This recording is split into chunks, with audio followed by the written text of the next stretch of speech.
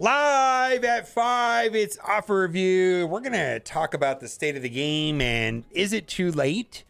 And I'm just going to give my opinion on that. I largely talked about this in a Valley Flying video, but I wanted to talk about it here in case you missed the Valley Flying video. But upcoming on the 10th, which is tomorrow, spin power cores and then earn war credits. And it says, don't forget, you can purchase these in the war store with Alliance credits. And then the only thing that really there is to hoard right now is arena credits. So like today on stream, I bought some training materials, my arena credits, and probably not the best thing until we know how this is going to play out on the 11th for spending arena credits. Now, this is the post I wanted to talk about because I agree with this post. I'm happy with the recent changes. And I want to read this post because I have a similar sentiment, and I also continue to remain skeptical of what they're doing. But overall, I feel that the momentum on the game is better than it's been in a long time. Hey, Scope, I just wanted to make one of those rare, mild appreciation posts. If you follow through on the recent ideas to slow character releases, give us more gold, and decrease the necessity of hoarding, you're very much going in the right direction. I agree. Don't get me wrong. It'll take a while, and there's a long way to go, but it's a step in the right direction. I agree. I've been pleased with the July events so far, so good job. And I feel like this is a reasonable opinion on what's going on with Scopely right now. And I know there's going to be people that are never happy. I mean, you could hand out $100 bills and people would complain that they were folded, right? It's just the nature. There's going to be people that are not going to be 100% satisfied. And so I feel like, you know, as long as we continue to push in this direction and hold them accountable and they actually follow through, it's going to be a good thing. However, I talked about this in Valley's video. I wanted to talk about it. There's this concept called a trust thermocline. And I just want to explain maybe where we might be today. And I don't have any data. So this is going to be just kind of like an anecdotal take, right? You know, but like the game came out, we started complaining. They ignored us because the numbers were still there. And right now we're here because the numbers have fallen off a cliff. If I look at like numbers that I get here on YouTube, numbers that I get on Twitch, they're about half of where they were in COVID. And now they're responding to this. Now, so there's this idea called a trust thermocline. And I want to read this and you can decide for yourself if this is where we are. It's basically saying too little, too late. And John Bull's explanation is straightforward. If you gradually provide less quality for more money, you are gradually eroding your customers' trust as a provider.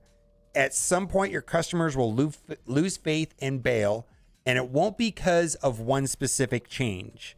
It won't be just because Tadano Mac quit or a content creator quit. It's not going to be a specific issue. It's going to be a compounding of things that have accrued over years and over time. It will be due to a breach of faith so bad that leaving or switching to a new provider will be worth the cost. He explains that this breach is never sudden and silent. Customers complain. Everyone on Medium is familiar with this. Every time there's a change in the algorithm or the interface, with a multitude of articles come out declaring the end of Medium, but their grumblies are largely ignored by the provider because all the customers are still putting money down. And that's, I believe, was what has been happening over the last couple of years. We were complaining up here and they just ignored us. And this concept behind the trust thermocline is that by the time that the numbers reflect all the complaints, it's too late. Because we were complaining up here and the numbers don't reflect it until it drops off of a cliff. And so this is an article written by John Bull, and he actually even talks in this article specifically about video games at one point, and it just reads exactly what's happened with us here in Marvel Strike Force over the last 2 years. And so I hope this is not the situation that that it's, because he almost implies that it's irreversible once this has already happened. And I hope that's not the case. And it's simply put, it's too little, too late. And they didn't listen to us up here. And that's what he says in the article, is the developers have to listen even when the numbers don't drop off. And then when they finally say, "Oh my goodness, what's going on?" It is what it is. All right, but we'll see.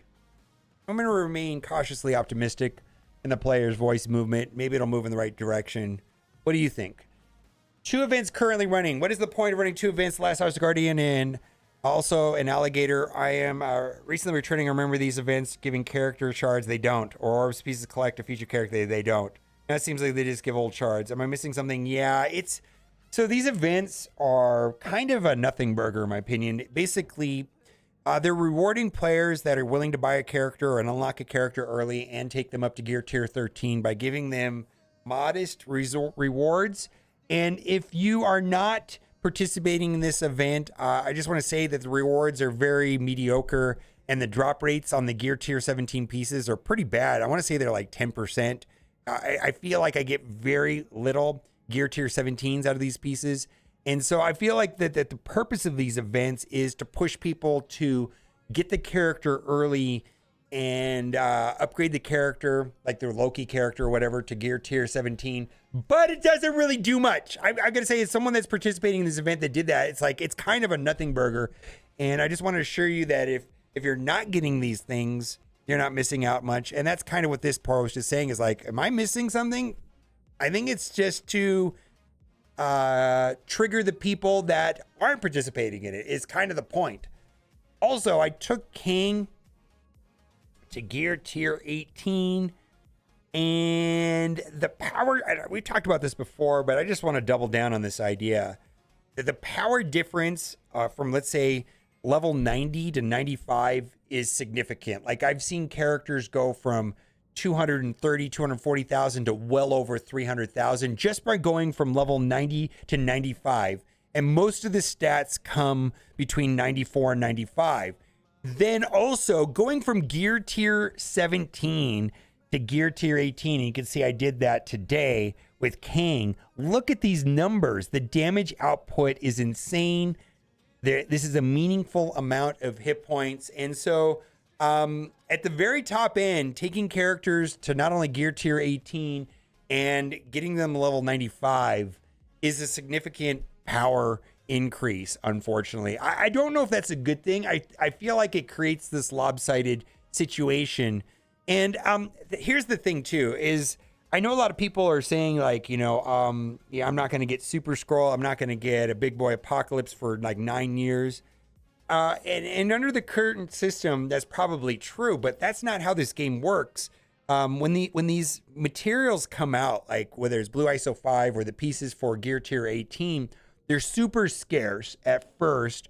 And that way they collect as much money and profits from the top spenders in the game. And then eventually they release it down a secondary tier, a secondary bucket of spenders. Maybe to like me, like I'm a heavy spender, right? And then there's moderate spenders and light spenders, and they kind of just everything eventually gets released to everybody over time. So looking at the current release method for Blue ISO 5 and Gear Tier 18, that is not a permanent situation. Now, when does it change? I don't know, but just look at Orange Gear. Orange Gear is relatively easy to get.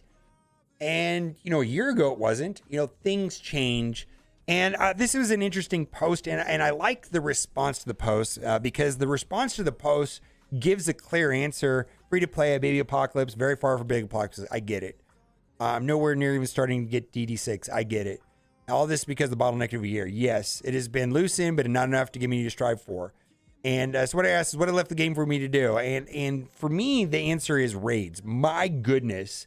And maybe this person is not struggling in raids. I don't know.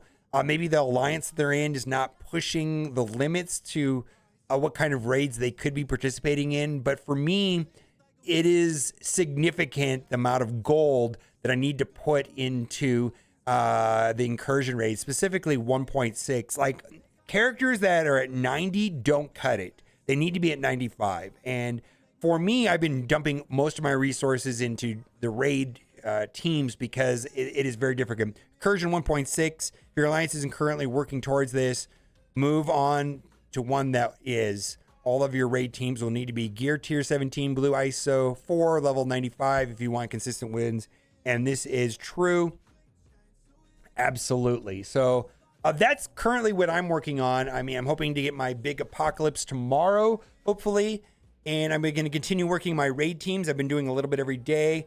I mean, there's numerous clips of me on Twitch. We're just getting deleted by these raid teams. 1.6 is not a joke. It is significantly harder than 1.5 and 1.4 for real.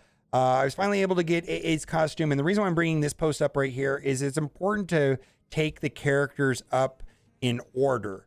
So when you start doing blue ISO 5, you got to do Darkhold, then you do Unlimited, you do Gamma, Death Seed, Weaver, Kestrel, Deathpool. Actually, I'm doing Weaver, Deathpool, Kestrel, but that's whatever you want to do. But this is the correct order. The other thing too is that the way that ISO works, it becomes a Signir shortfall. If you have a significant amount of this right here, like you can see I have 36 million, I'm going to recommend that you purchase all of these. Because what happens is as you go from 1 to 2 to 3 to 4 to 5, the amount of ISOs, the total number of ISOs goes up quite a bit.